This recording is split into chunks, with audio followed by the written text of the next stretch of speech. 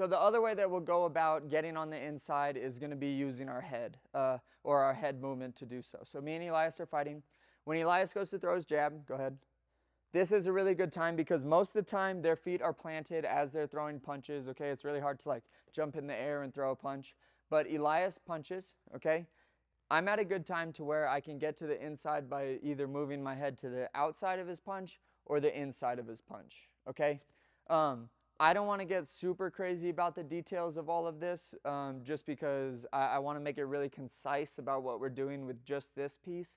But I can look at slipping punches as either moving to the outside of it or I can look at it as slipping to the inside of it, okay? Both have their advantages and their disadvantages. If I slip to the outside of a punch and I'm trying to get close, the disadvantage is that I don't have a ton of targets to hit Elias with, okay? I definitely have like this body shot, I have like this monster overhand, so there's definitely some serious significant threat there, but as far as like me corralling Elias and having as many targets on his body and head to hit him as possible, I have less on the outside. If Elias just decides to exit out this way, I'm kind of in a stuck spot.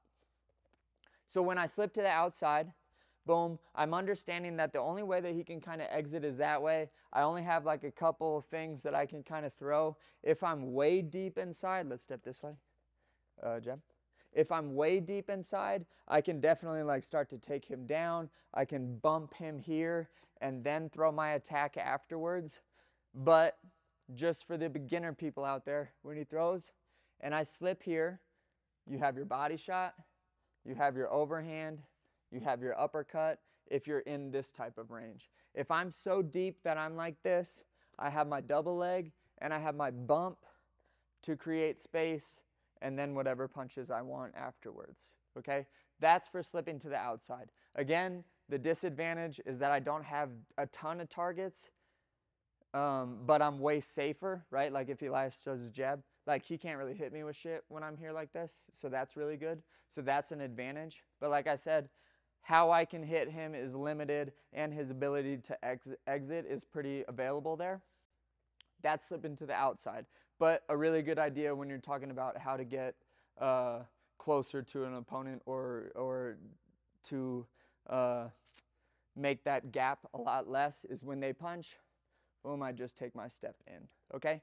Now let's talk about slipping to the inside, because this thing, or slipping to the inside, isn't something that you and your coach probably talk about a ton, because most people err on the side of caution. So when they're teaching people things, they don't teach people the dangerous thing. But most of the time in good fighting, you need to be able to do the really safe thing and the kind of a little bit more dangerous thing and bounce between those two in order to be a really good fighter. So what I mean by that is if Elias throws his jab and I slip to the inside here, let's actually go lefty. So if Elias throws his jab and I slip to the inside here like this, I'm at a lot more risk of getting hit with the second shot because he has this entire side of his body to hit me with, right? Like he could throw his left hand, he could throw his knee, his kick, whatever he wants to throw. When I'm on the inside, my head is in a spot where all of his targets or all of his attacks can kind of hit me. That's a pretty giant disadvantage, okay? The advantage to it though is that not a lot of people do it, and I have a lot of access to Elias's targets also. When I'm on the outside, not as many targets like we talked about. When I'm on the inside, I have almost all of these targets on Elias that I can hit, okay? And that's a pretty big deal. I like being on the inside and slipping to the inside a lot. I think it's just fun, one. And two, I just really like the idea of being able to like throw whatever combination I want because I have all of his targets available to me. So the second way to get in, other than controlling, putting my head to a safe spot, and engaging in some type of clinch position, is my head movement or my slips. I can slip to the outside, boom, totally okay.